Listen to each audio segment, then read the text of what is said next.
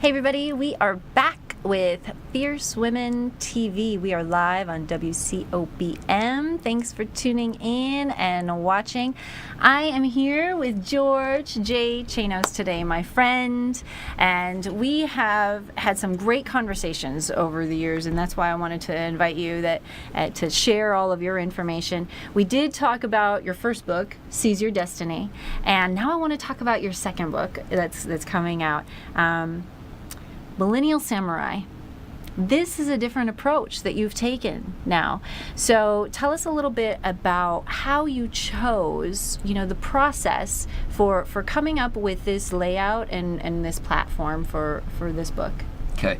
So first of all, when we're talking about millennials, whether they're men or women, millennials are different than baby boomers or than the greatest generation or Gen X or Gen Z. I just recently did an interview with some Gen Z kids who are coming up behind, who are younger. Very interesting, fascinating interview, and they're very different than millennials. Yes. Millennials were the first generation to arrive at the birth of the 21st century. And so they are, at the time, were the most educated generation in human history. They were the most technologically advanced generation in human history. They were the most networked and connected. And they were the most globally oriented and ethnically diverse and welcoming generation in our history. Sure. And so they had a lot of great strengths.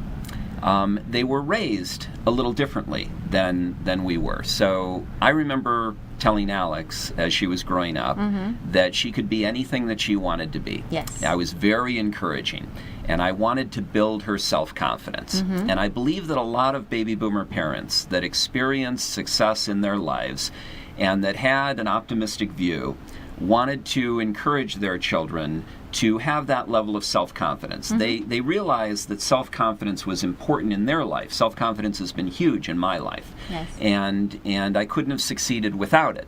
So I wanted my child to have this. So I kept telling her how wonderful she was and how great she was and how she could do anything and be anything. And I wasn't lying. I believe it, and she can. It's real. But I've come to realize that there is a difference between the self-confidence that can be created by telling someone that they can do anything and by them realizing themselves that they can do anything. So there's a difference between a injected self-confidence, if you will, and an earned self-confidence, all right? Okay. So my self-confidence is different. My self-confidence, I'm 59 years old. I've lived a good life. I've had a lot of experiences. And in each one of my experiences, every time I've been successful, I've earned a higher level of self-confidence. Every time I've had a failure, and I've overcome that failure, I've earned even more self-confidence, that I have the ability to overcome these failures. Right. So my self-confidence is a real self-confidence. It's an earned self-confidence. It's unassailable. You can't take it away from me. There's nothing that's going to make it go away. Right? Yes. Versus someone who maybe has just been told that they can do anything. They meet resistance. Things don't happen as quickly as they would like them to happen. Right? Yes. And all of a sudden, their self-confidence is damaged. Right. And it's not as strong. It's not as resilient because it hasn't had as long a time to mature and become true. Yeah. And so we need to recognize that, first of all. And young people need to recognize that. They need to recognize that self-confidence comes over time. It does not, you can't create it instantly. Okay? Yeah.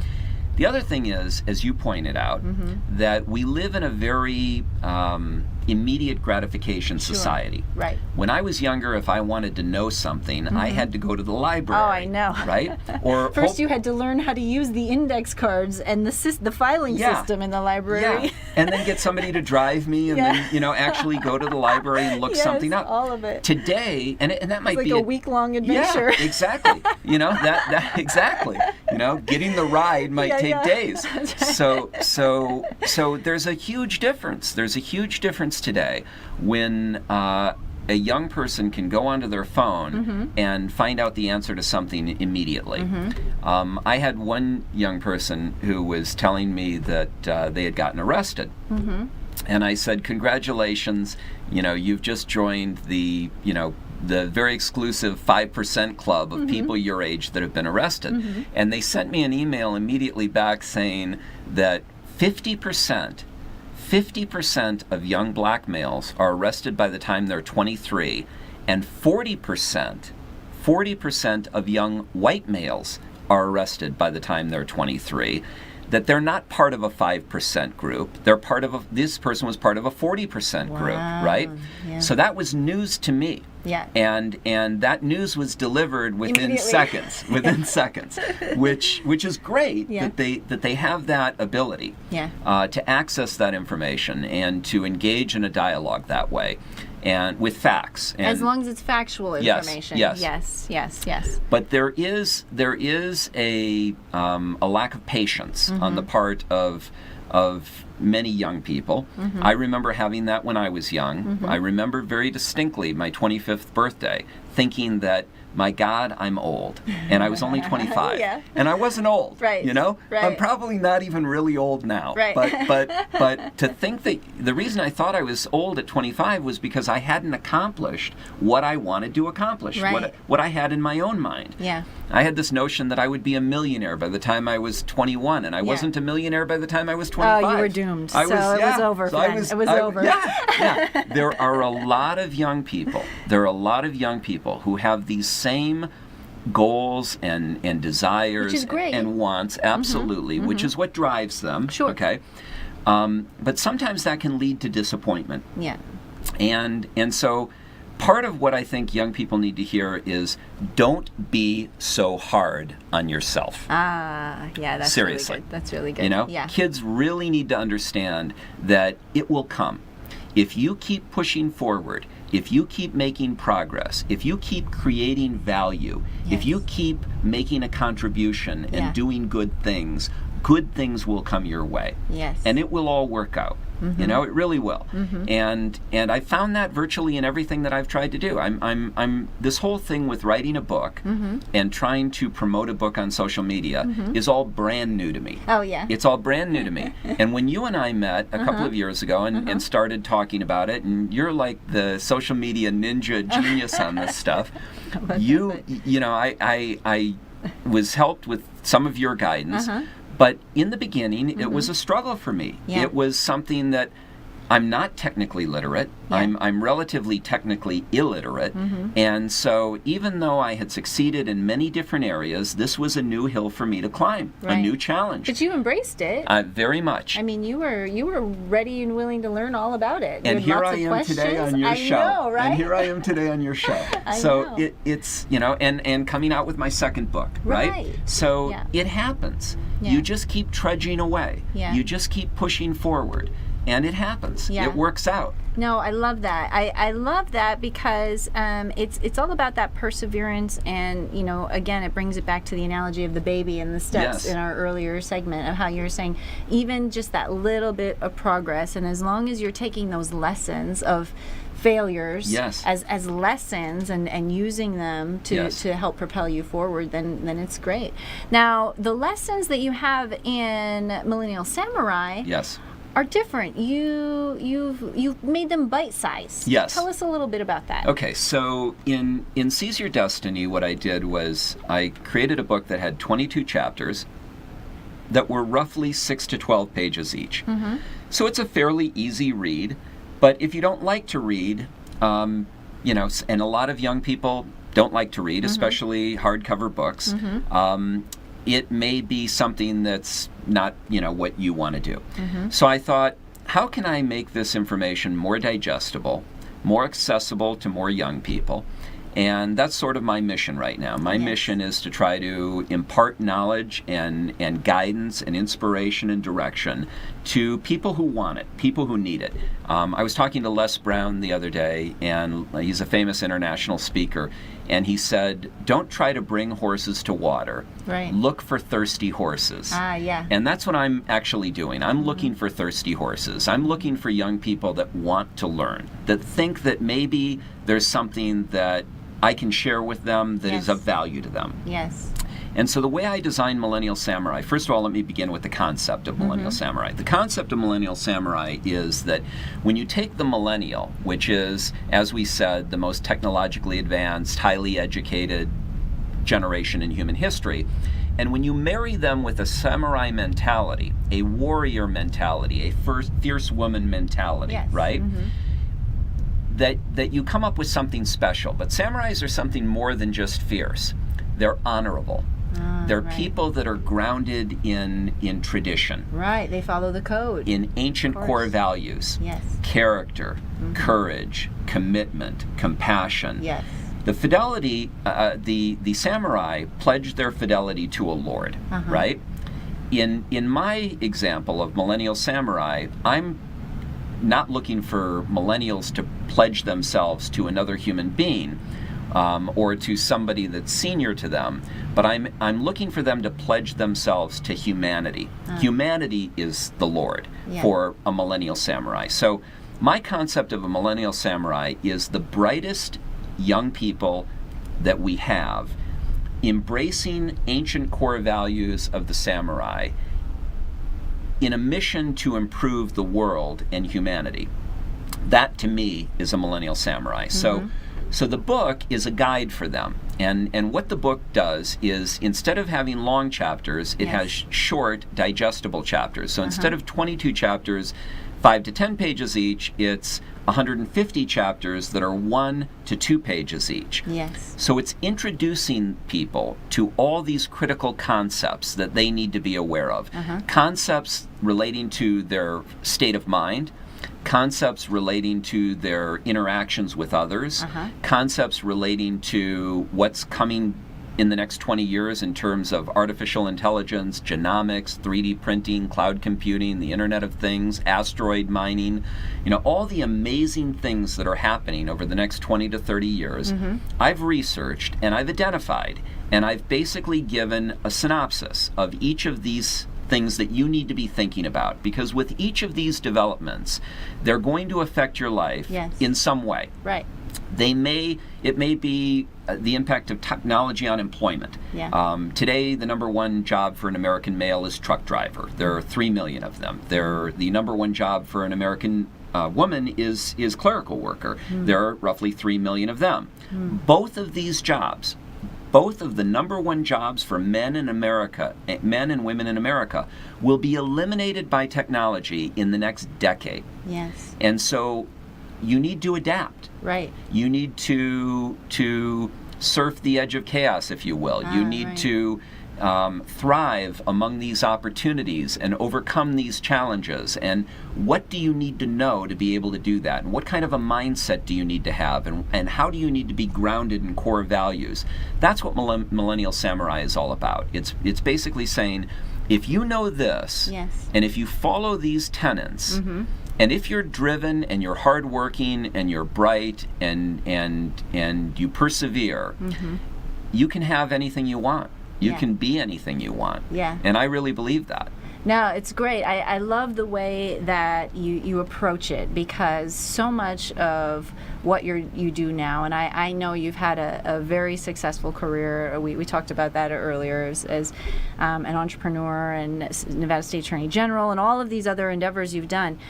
It seems like now you're just on a mission to give back. Yeah. Is that kind of... That's absolutely where I am. Is that about right? Yeah. I think it's really cool, because I'm finding a few people lately in my life who have been like, well, I have success, I've built this, and I want to share it, and I want to teach other people. I interviewed Munif Ali last month for the show, and it was the very same thing, where he has created a program to help inspire. How much are you charging? Oh no, I'm just doing it. I'm just offering it to people in a mentoring kind of way. I love that. It's really cool. If you had to say, some things with Millennial Samurai and some things with how millennials approach even each other in the world. You know, I feel you touched on this a little bit earlier, because they're so worldly. I feel like when people start talking about racism or inequality or things, a lot of times certain millennials in my life will be like, what are you even talking about right now? I don't even, I have friends who work in schools, because with Fierce Women Project, we have several programs that are running in schools. I talk to different teachers and educators, and they're talking about, you know, a lot of times it's the educators that even are the ones that have the issues, the adults that actually are having the issues. So, for example, if there's a child in school who is identifying as male as opposed to female, sometimes it's actually the adults that cause the issues. Right. I think that millennials are really set up these days to be more accepting and more engaging in new things and in different cultures. Would you find that to be true as well? Absolutely. So there's a bit of a disconnect between the millennial generation and my generation, the baby boomer generation. In my generation, we really didn't have these issues to deal with on any kind of a large scale. And in addition, we weren't made aware of them daily because there was no social media. Hourly even, minutely. Yes. And the minute. Yes, and mainstream media was not talking about them. Yeah. Right? Correct. So transgender was not something that you saw on the news. Right? But today you do. Yeah. And not only do you see it on the news, but you see it in universities, you see it on social media. It's very much a topic, right? So the first difference is that this was not an issue for my generation. It's not something that we needed to talk about. Yes. And it's not something that we really needed to accommodate because it wasn't part of our life experience, really, right? So millennials are different in that it is an issue that is being talked about far more, and it is an issue that is going to impact their lives. Yes. If they open up a business, they're going to have to design their bathrooms along a certain formula that accommodates not just men and women, but people who, are transgender. And so, whether that's one bathroom for everyone or whether that's 3 bathrooms or how that works out is something that needs to be discussed, needs to be considered, and needs to be determined, right? So part of the problem, the disconnect, is that this past generation that never had to deal with it is not understanding why all of a sudden we have to deal with it and why it's such a big issue all of a sudden. And so it also points to the fact that, when baby boomers look at millennials, they're sometimes critical of millennials. They may call them snowflakes, or they may think that they're entitled and delusional, or they may be, otherwise critical of the fact that they are more accepting and welcoming than the prior generation. And in truth, the criticism may be best directed in the opposite direction. It may be that, as the world is changing, we need to live in the real world. We need to deal with the real world. We need to deal with what's unfolding with what's unfolding in front of us. And millennials are doing that. Yes. And that's really not something that should be criticized. That's something that my generation really should learn from, and should say, something, they're actually the ones that are right on this. They're actually the ones that can teach us on this. So maybe we can teach them a little bit about courage, or about commitment, or about perseverance, or about patience. Right? Yes. And maybe there are other things like this, like being more accepting, understanding the need for compassion, that we really are the ones who need to be the students, and our children need to be the teachers. Yes. Because the world that we're going into is a world that's going to require more of their mindset than our old mindset. Right? So that makes sense. That absolutely makes sense. And the youth have always driven the innovation. If we look at things like early adopters for technology, it's always the young people who are driving that innovation. George, I'm so glad that you're here today to share everything with us about what you've learned in your career, what you've learned as a parent. I want to get into our next segment, we got to take a break. I want to get into our next segment and talk a little bit about what you've learned as an entrepreneur and how entrepreneurs can thrive in today's world. Thanks so much. Thanks for tuning in, everybody. We'll be right back.